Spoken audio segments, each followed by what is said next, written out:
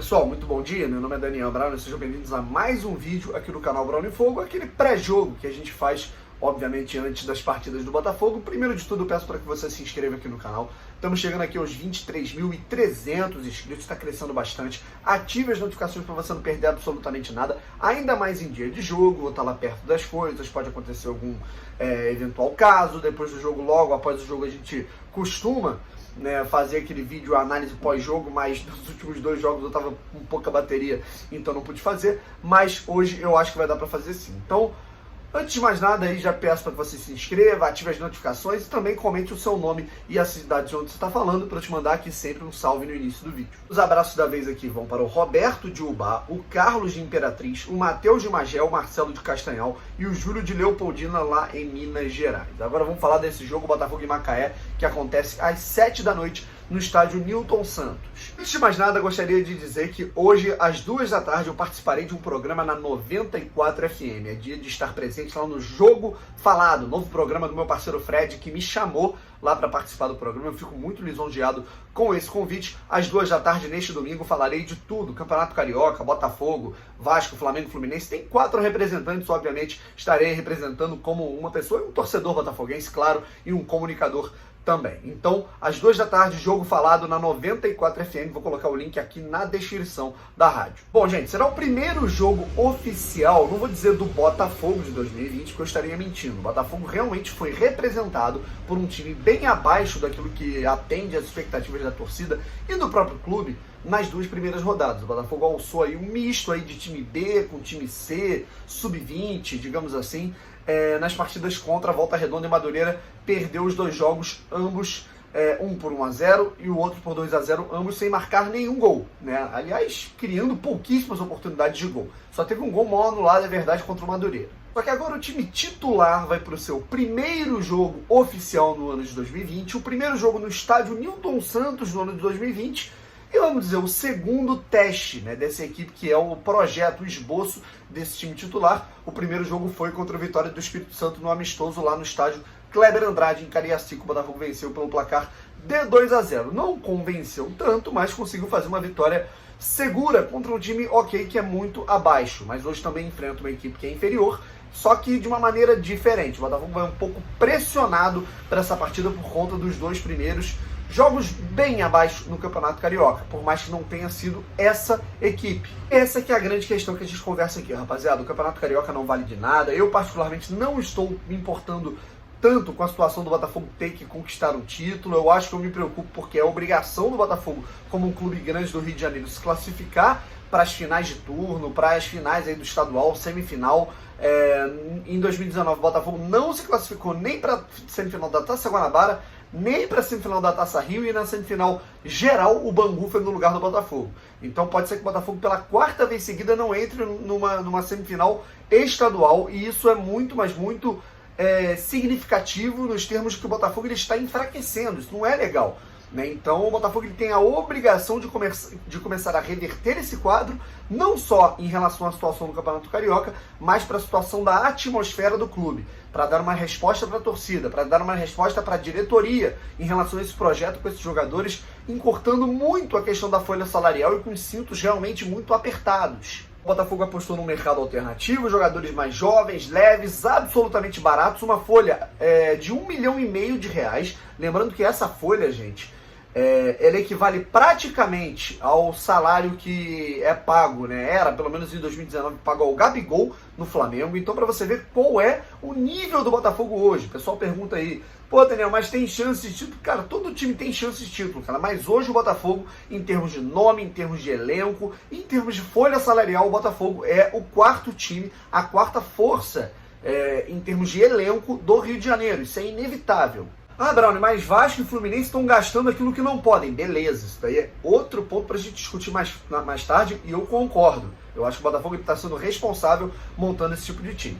Agora vamos para a equipe que vai entrar em campo contra o Macaé. A expectativa é uma repetição, existe um esboço de um time montado contra o Vitória do Espírito Santo a partir da saída do João Paulo, que nem chegou a jogar aquele amistoso. A gente lembra aí, Gatito, Fernando na lateral direita, a zaga formada por Carli na esquerda, o Marcelo na direita e o Guilherme Santos na lateral esquerda. Meio campo, Cícero, Thiaguinho, os dois volantes ali juntos, um ao lado do outro, fazendo a abertura do meio campo. E centralizado o Bruno Nazário no ataque. A gente tem de um lado o Luiz Henrique na ponta esquerda, na ponta direita o Luiz Fernando e centralizado o Pedro Raul. Existe também uma possibilidade, remota, mas existe, do Alex Santana, que estava lesionado, né, assistiu no camarote a partida contra o Vitória lá em Cariacica, dele retornar, e aí pode ser que ele ganhe a vaga de titular no lugar do Thiaguinho. Ainda não está certo, mas existe essa possibilidade. Se fosse arriscar, eu ainda acho que o meio-campo vai ser Cícero, Thiago e Bruno Nazário. Brownie, essa é a ideia de jogo que você adotaria, o ataque rápido, você adotaria esse esquema do 4-2-3-1?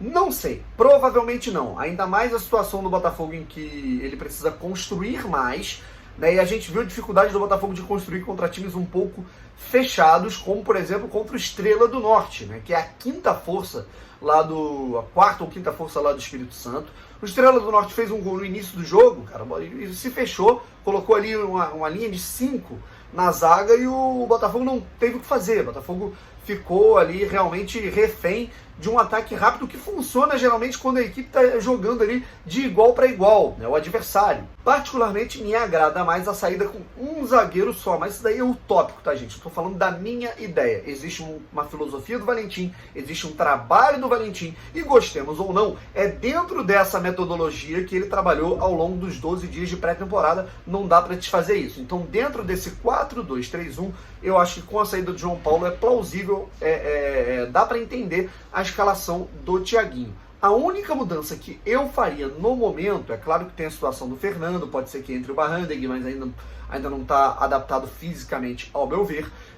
O Carne na esquerda, vamos ver como é que ele vai sair, mas a única mudança que certamente eu faria é o Luiz Fernando no banco e o Juan jogando no ataque. O Juan, eu acho que está mais preparado que o Lecaros, mas eu colocaria o Luiz Fernando no banco de reservas. O único jogador que não está apto a atuar é o Marcos Vinícius, passou 11 dos 12 dias aí de treino no Espírito Santo, se preparando por conta de uma lesão no joelho. Acho que em mecanismos de ataque rápido, né, as duas equipes postadas, né, equilibradas dentro do campo, o Botafogo ele tem condições de progredir, de construir alguma coisa, mas, repito, meu único receio é o Botafogo tomar um gol no primeiro tempo e a equipe do Macaé ficar muito recuada, muito fechada. O Botafogo ele tem dificuldade, não é de hoje, de criar contra equipes que estão muito fechadinhas. Na verdade, não é só o Botafogo, é uma realidade de equipes, né, majoritariamente do futebol brasileiro, futebol internacional, com problemas de progressão, com problemas de criação contra times que se portam ali, estacionam ônibus, digamos assim, em frente à defesa. No Botafogo não é diferente, né? Isso daí você tem alguns pontos positivos e negativos nas escolhas que você adota para o seu time. Ataque rápido, você vai ter a bola um pouco mais rápida no ataque, mas quando você tiver a equipe adversária bem postada, você tentando esticar essa bola vai ser um pouco mais complicado, se você não souber construir. Sem a bola, o Botafogo vai ter que ficar atento, cara. O Botafogo está com uma recomposição muito lenta. O Botafogo, ele, quando perde a bola, ele deixa muitos espaços para contragolpe. A gente viu isso no amistoso contra o Vitória, a gente viu isso, ouviu pelo menos, no jogo treino contra o Estrela, a gente viu isso nos 2 jogos contra o Volta Redonda e contra o Madureira. Tudo bem que era o time C, mas é o mesmo método de treinamento, o treinador é o mesmo. E contra uma equipe inferior, o Botafogo ele vai ter que ficar atento e inferior mesmo. O time do Macaé, eu falo que não é bobo, porque eu acho que contra o Botafogo não existe bobo, não é boa mesmo, mas é uma equipe que não é das mais qualificadas que estão entrando aí nesse Campeonato Carioca. Tudo bem que entrou aí, empatou, conseguiu segurar um empate contra o time sub-20 do Flamengo, mas perdeu de 3-0 pro Boa Vista. Boa Vista perdeu ontem pro Vasco da Gama nos acréscimos, é verdade, mas assim, foi goleado pelo Boa Vista.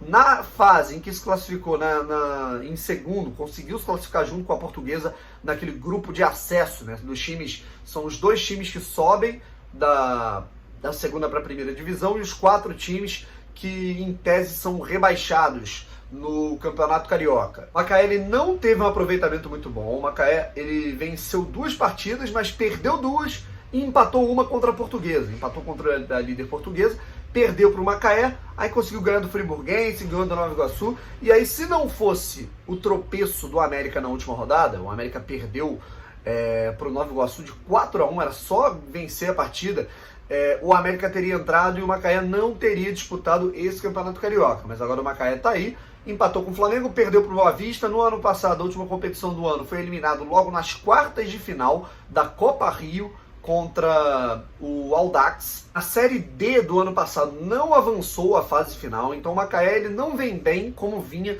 nos últimos anos, né? Mas a gente sabe que contra o Botafogo não existe bobo, e o Botafogo ele vai ter que se aproveitar da fragilidade desse adversário para respirar um pouco aliviado. A gente sabe como é que funciona o futebol brasileiro e no Botafogo tá ainda pior. Logo no início já tem pressão e antes da estreia do Botafogo principal no Campeonato Carioca já tem mais pressão ainda desde o primeiro jogo treino do ano. Deixa eu colocar a escalação do Macaé aqui para vocês. Jonathan, Luiz Eduardo, Júnior Santos, Vladimir e Paulo Vitor. Essa é a linha de zaga. Gedeil, Julinho, Cássio e Gerson. No ataque, Zambi, Matheus e Matheus Babi.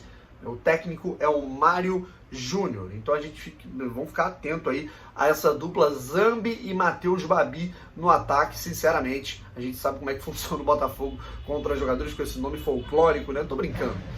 Vamos respeitar aqui os jogadores do Macaé, que podem ter qualidade sim para fazer gol no Botafogo. Arbitragem, vamos ao quarteto escolhido para a partida entre Botafogo e Macaé. O árbitro é o Maurício Machado Coelho Júnior.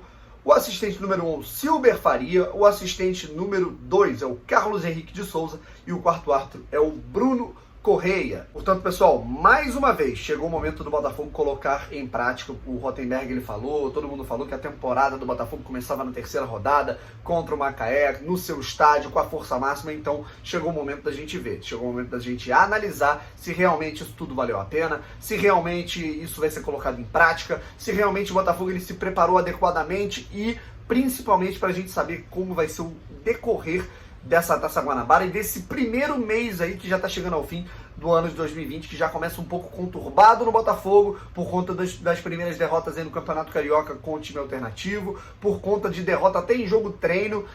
Então, sinceramente, o Botafogo ele vai ter que pontuar o que tem de melhor para colocar em campo a sua força máxima, os jogadores que vêm se destacando nos treinos, o Bruno Nazário, o Pedro Raul, os jogadores aí que vêm chamando muita atenção, como por exemplo o Luiz Henrique, mas vai ter que corrigir alguns erros de construção e principalmente de bola defensiva. O Botafogo não pode dar mole na frente da sua torcida. Uma derrota ou um empate seriam fatais para o bom trabalho, para o bom ambiente, para que o Botafogo possa evoluir no decorrer desses primeiros meses, que são absolutamente fundamentais. Esse primeiro semestre é muito importante para o Botafogo. Nesse momento de transição, o Botafogo está numa corda bamba e tem que tentar se estabilizar até chegar esse aporte financeiro da SA, que a gente não sabe propriamente quando realmente vai existir. Pessoal, e lembrando que hoje apenas o setor leste estará disponível, né? Todos os setores estarão fechados, sul, oeste, norte, sul não, porque eu acho que vai ser aberto aí para torcida, vamos dizer, torcedores aí do Macaé. Não sei como é que vai funcionar essa situação do time visitante, mas em relação aos ingressos, né, como é que vai funcionar, me siga lá no Instagram, Braunifogo, para você ter mais informações a respeito dessa situação. Então, um forte abraço, até a próxima, vamos ficando por aqui, te vejo lá na Leste Inferior, estarei lá por volta ali das 5 da tarde. Então é isso, valeu, fui!